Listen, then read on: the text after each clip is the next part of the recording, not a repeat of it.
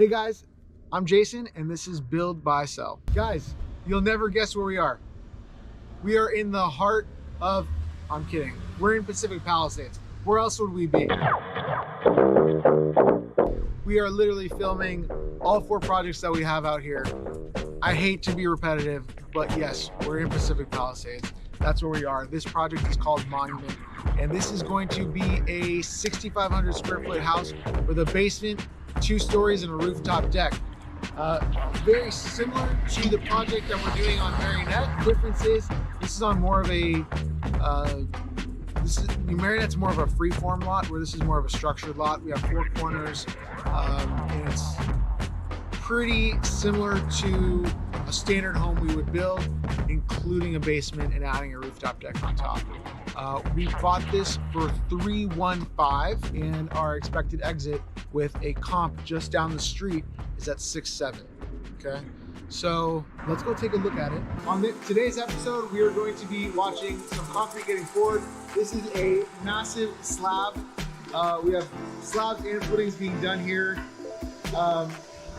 2 foot deep all the way around. I think we're like 8 or 10 feet around.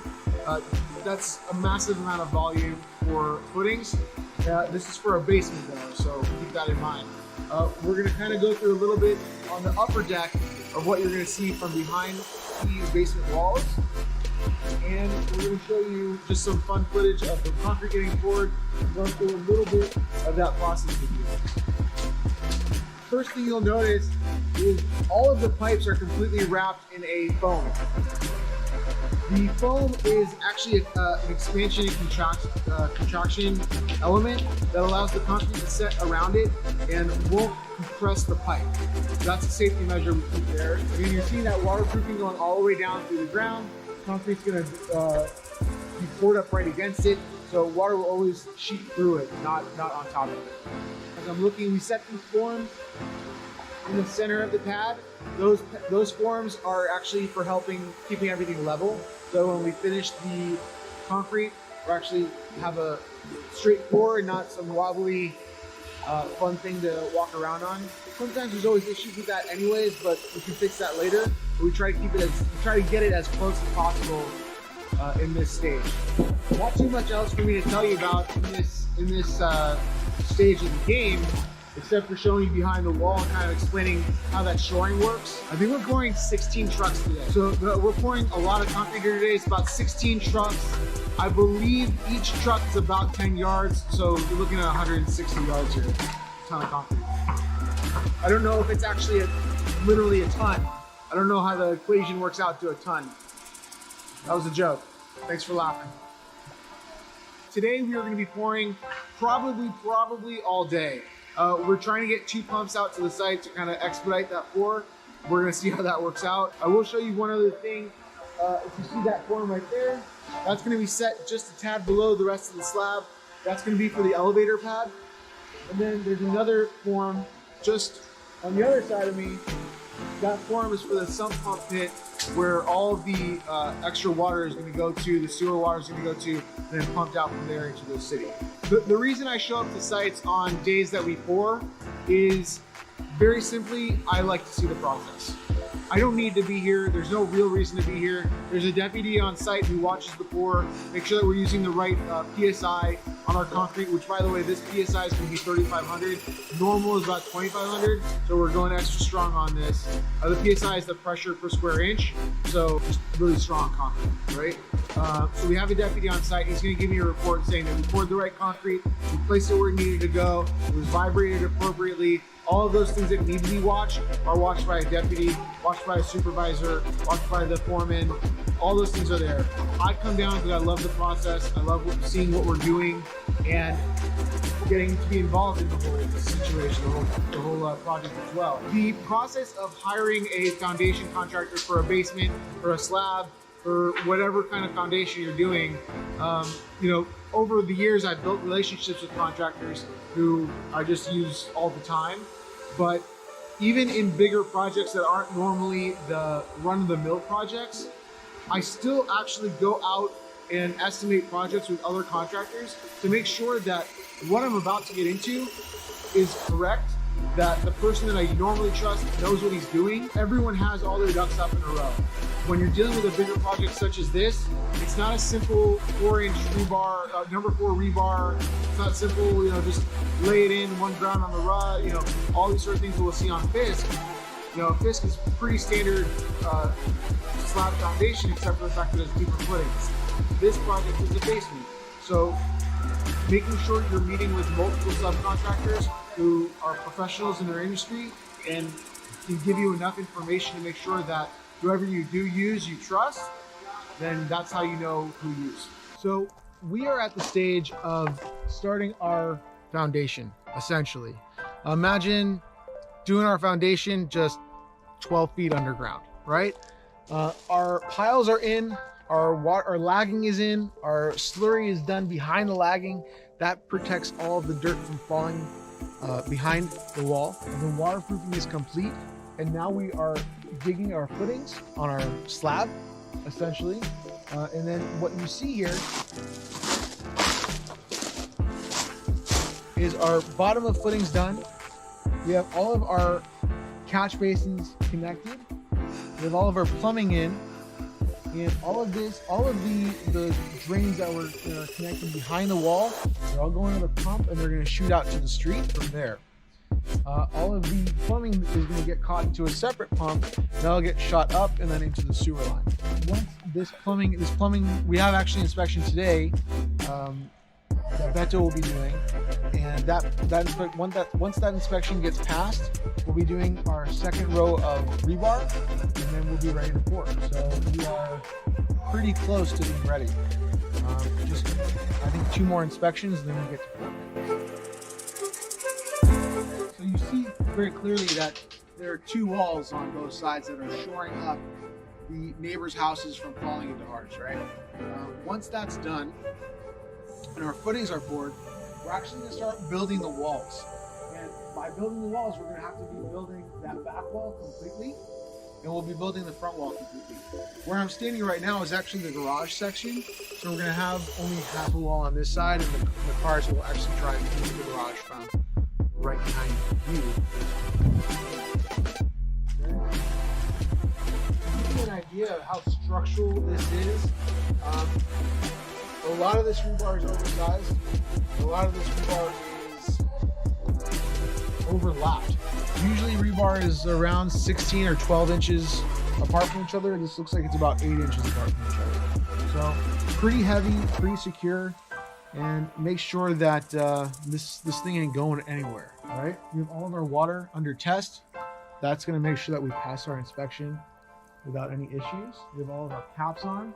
We have all of our footings exposed. We've had that tested, and the engineer has seen that. We are expecting to have this project done within 12 months. So a normal project is anywhere between 6 to 8 months, and we tack on about 2 to 3 months extra for a basement project. Not a project like Marionette where it's completely different structural animal. This is a very basic basement, so we tack on about 3 extra months to give us room for that leeway. You can see very clearly the red line marked out right there. That's actually the top of our footing. That's actually where the slab is going to be, so a lot higher. It's actually almost a 2-foot footing. Pretty big, okay? Pretty structural too, okay? That's not a standard detail by any means. That's a hefty build today. This is the house we're building here, and actually the house we build in all of Pacific Palisades is custom spec homes. Those are homes speculated to be sold. Okay. Every now and again we do a client project. I'd say that's about 10% of our business, and I'll usually let you guys know if I'm doing a project for a client and what their picks or what their choices have been within the process. My company is comprised of multiple people. We have a few project managers, a few laborers, a few site superintendents, and we have an office staff as well.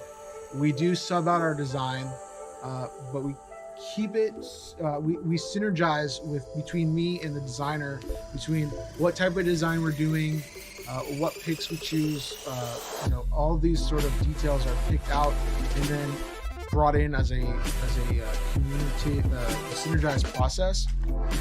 to really make sure that I'm on board with what we're doing and that the project is going to fit well with the area that we're in. I hope that makes sense. So one more thing that I want to kind of talk about from up on the main level. Now, I've spoken about it before in other videos, but really explaining the shoring wall and how that all kind of works. Basically, before anything was graded, we drilled down, we put those I-beams in, and then we started grading out our dirt. We would take down 5 feet of dirt, and we would put lagging in to prevent the rest of that dirt from falling. Now, one thing to think about is that when we're cutting that dirt down, when we're cutting that first 5 feet down and the second 5 feet down, it's never going to be a perfect straight cut. It's not like we're cutting straight and then that lagging is going to press up right against the dirt. There's going to be a void there. So it's really important that we fill that void to protect the dirt from falling into the wall, keeping a structurally sound wall there. So I'll show you kind of what that looks like briefly over here. Just really to give you a brief idea of what that looks like. We had some rain in LA, so we put some plastic on this to kind of protect it off from being too wet. But you can see right here, that right there is called slurry, and that's poured right up against, you can see the dirt. The dirt here, the slurry's here, and right behind that, if you can see, that is lagging.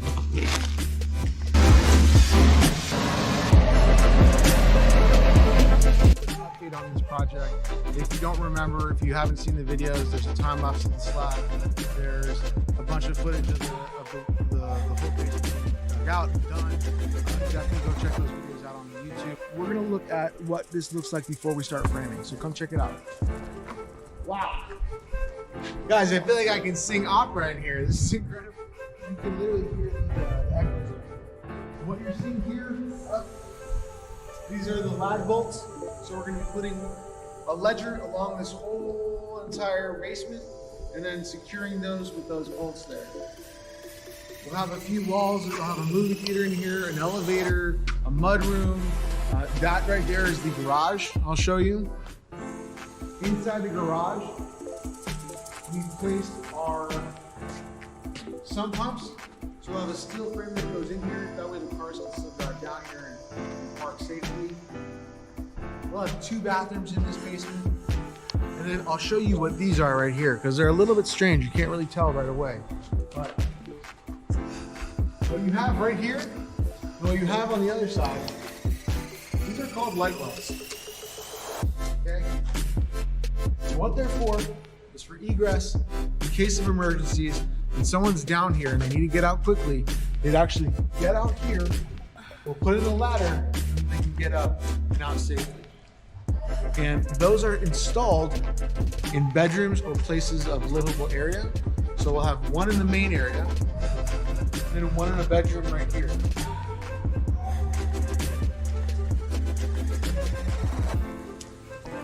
You see these wires that are kind of stuck into the concrete, the shotcrete right here.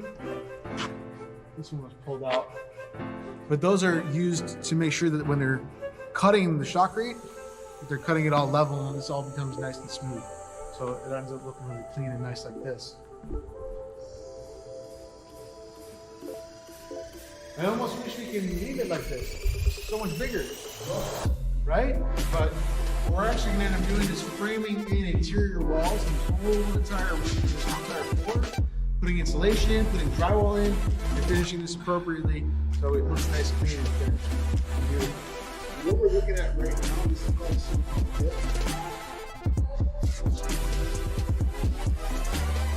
And the reason it's below the slab is because all of the water around the property and all of the plumbing that's in the slab is all being directed into this pump, into 2 pumps. There's a gray water and a black water. And those pumps are then directed out into either the LID planters that will be placed later and then into the street, or the sewer line that will be pushed into the sewer line and then into the main sewer line. And that's just for sloping and for everything like that, and actually getting everything to be pushed out into the street. Obviously, the higher you are, the more natural slope you have, the better for everyone.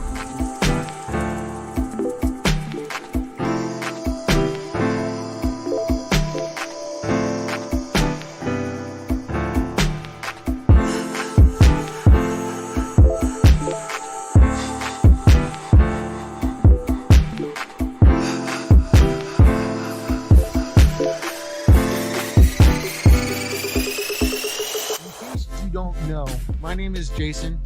I host this show called Buy, Build, Sell on YouTube, and you should be following me. This right here, I'm a contractor and I'm a developer. My construction company is called JJP Construction. My development company is called Shelter Homes. And you can find us at Shelter Homes LA on Instagram or our website, sheltercustomhomesla.com. On my construction side, you can find me on Instagram at JJP Construction and my website, jjpconstructioninc.com. What are you still doing on YouTube? Go look me up.